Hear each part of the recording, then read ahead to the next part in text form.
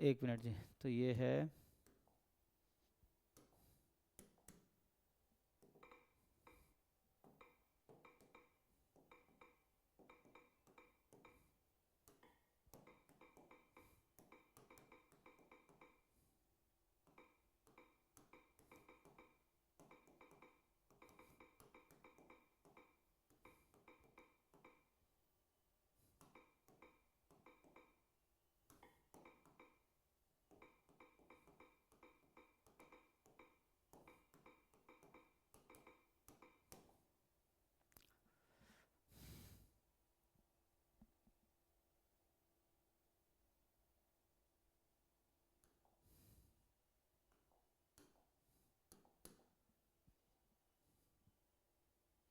चलो जी बताओ भाई, तुम लोगों का क्या पूछना है?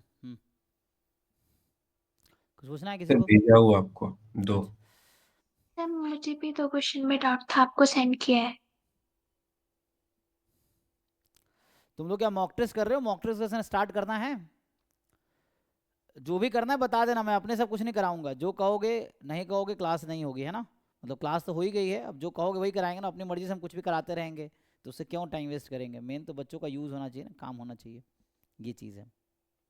तो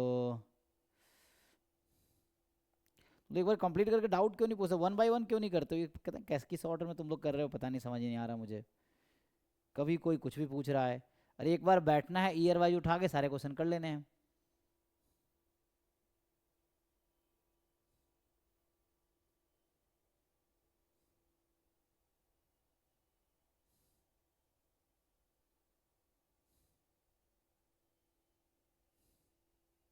हाँ भाई सोम, तुम्हारा क्या है? सर इसका ये दोनों क्वेश्चन है, वो दो है कि एक पहला है? वाला क्वेश्चन के लिए सर डाउट है। दोनों दूसरा मतलब। क्या डाउट है इसमें, पहले वाले में? सर पहले वाले में 2 और 3 आंसर है। अब सर फिर 3 अगर आंसर, आंसर है तो फोर्थ आंसर वाला भी होना चाहिए। आंसर क्या, उससे क्या फ़र्क पड़ता है? आंसर गलत भी तो हो सकता है, मतलब जो उसमें ओरिजिनल में चेक कर लो एक बार डाउनलोड करके पेपर, वहाँ तो आंसर गलत भी हो सकता है। उस बारे में कोई दिक्कत नहीं, आंसर के हिसाब से थोड़ी सॉल्व करेंगे। हम पहले सॉल्व करेंगे फिर आंसर देखेंगे, यही ना? सर मतलब यूनिफॉर्म वाला इस सिनेरियो में मतलब दो एंड एंड पॉइंट्स जो है और स्टैटिस्टिक का वो भी एमएलई होगा ना, कंसीडर होगा। हाँ एंड पॉइंट,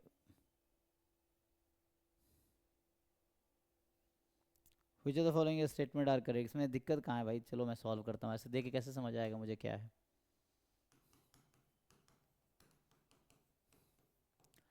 ये जो है कि यूनिफॉर्म थीटा टू थीटा, यही है। तो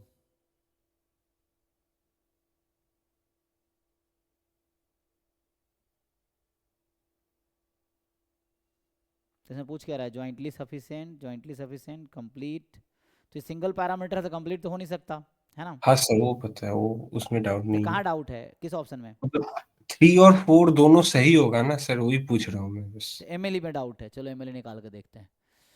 तो अरे मैं भगवान नहीं, मुझे थोड़ी पता कि आंसर क्या है। आंसर रट्टा थोड़ी मारा हुआ, तो मैं जैसे आप सॉल्व किए हो वैसे मैं भी सॉल्व करूंगा, तब मुझे पता चलेगा कि क्या है।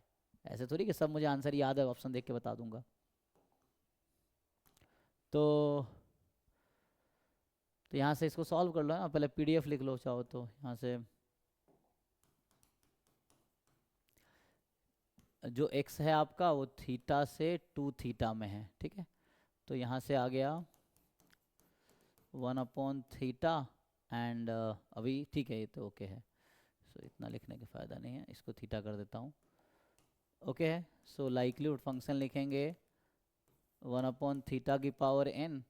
अब यहाँ पे है each x I between theta and two theta, इसको ठीक से सिंप्लीफाई करो।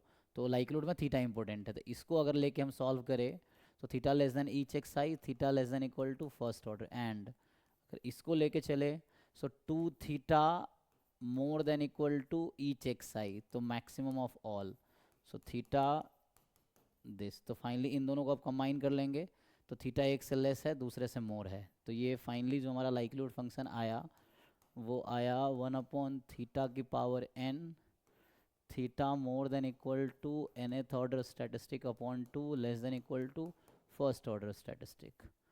ठीक है जी, ये नेट का क्वेश्चन है ना, आया हुआ है। तो देखो अब यहाँ से, अब आपको क्यों लग रहा है कि कौन सा होगा बताओ। ये लाइक्लीहुड फंक्शन निकाल लिया। एमएलई का डेफिनेशन क्या है,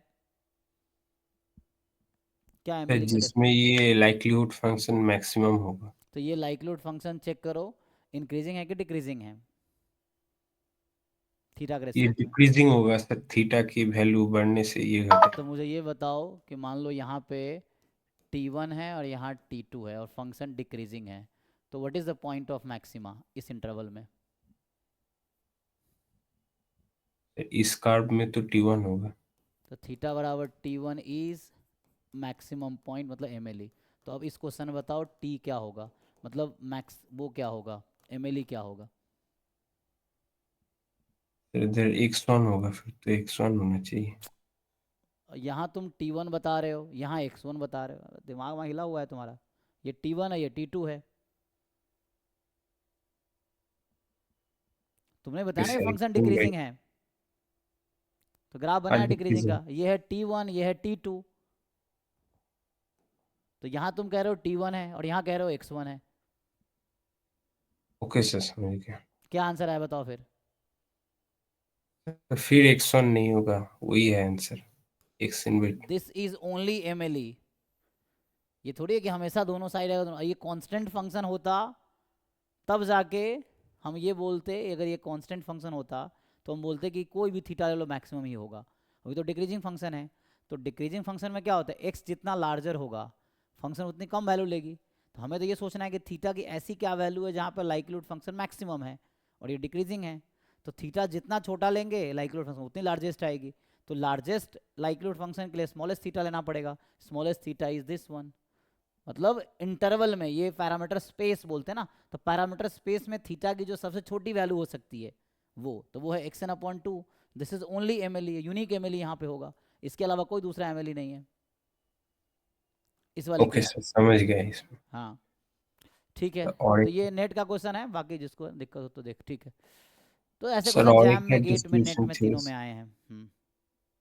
डिस्ट्रीब्यूशन थ्योरी वाला। इसमें क्या है बताइए। सर ये कैसे अप्रोच करें, मतलब वो समझ में नहीं आ रहा है, थोड़ा आप दिखा दीजिए।